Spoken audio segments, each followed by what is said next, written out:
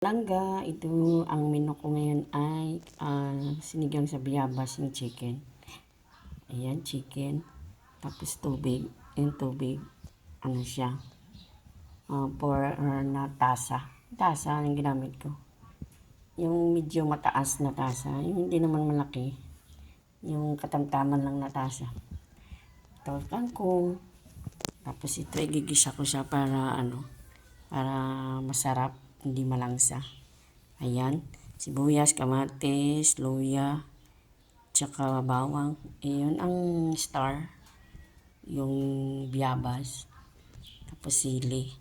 Yung biyabas na medyo malalaki, 4 na peraso. Tapos ayun, gabi, binabad ko. Ayan, parang nag-itim siya ulit. Babad ko ulit. Ayan. Gabi, 4 na peraso. Siyempre, asin. Ayan ang asin ko. Tapos mantika.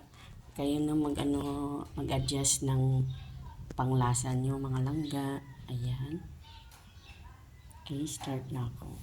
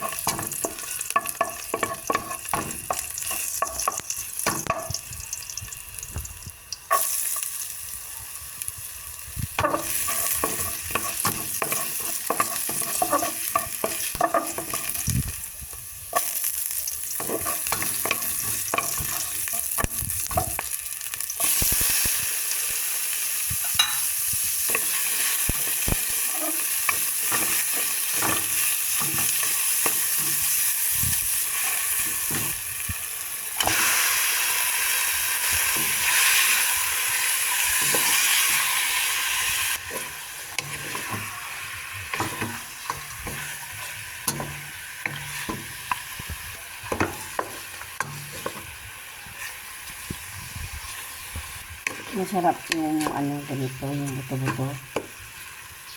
Yung sigang sa bayabas.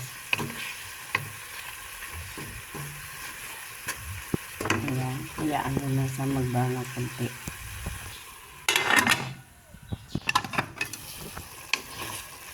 Ayan siya.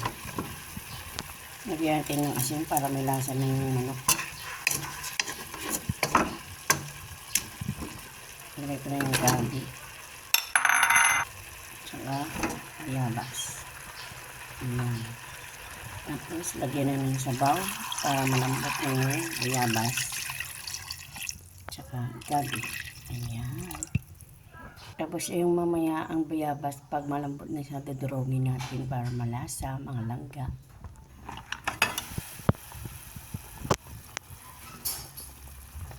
Ay.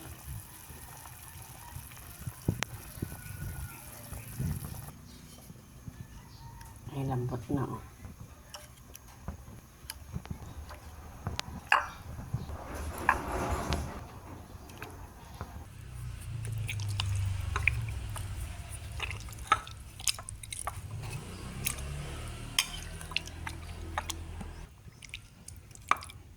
Ay. Pwede siya ganito, ginanyan ko para madali. Ayan. Ano siya? Ang iba, binalatan ko, yung iba hindi. Tapos tinanggal ko yung buto. Ayan. Okay na to siya.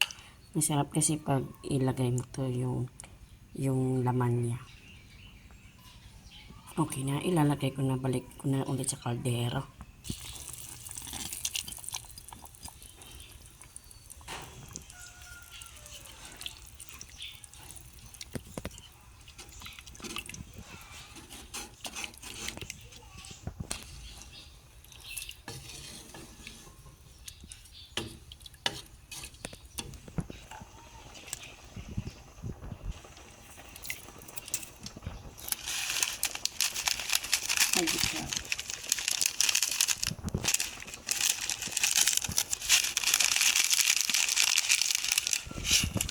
Kayo na bahala kung gano'n kayo karami mag-magic sarap o magic sarap.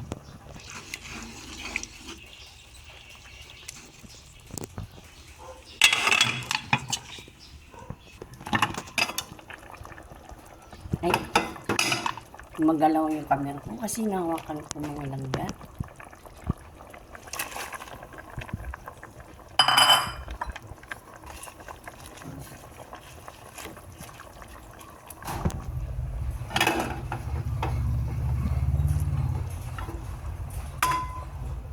Takpan. Ayan, luto na ito siya. 3 minuto lang yung kangkong para hindi overcook. Tikman natin.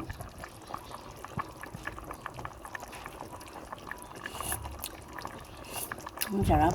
Matamis-tamis yung lasa niya. Ayun, mga langga, luto na ito. Ayun.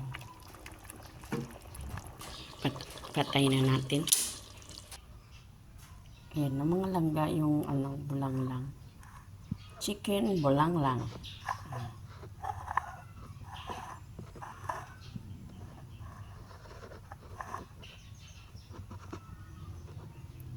Sana magustuhan niyo mga langga ang aking recipe. Yummy to, yummy.